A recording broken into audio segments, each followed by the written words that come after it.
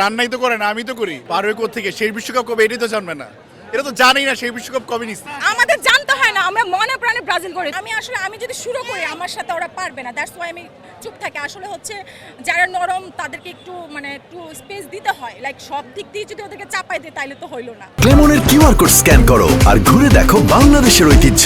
Clemon clearly Bangladeshi. পারবে কোত্থেকে? সেই বিশ্বকাপ কবে এটাই তো জানবে না। এটা তো জানেই না সেই বিশ্বকাপ কবে নিচ্ছে। জিজ্ঞেস করেন। না আমি জানি না। এই হচ্ছে ব্রাজিলের সাপোর্টার, বুঝতে পারছেন? আমাদের জানতে হয় না, ঠিক আছে?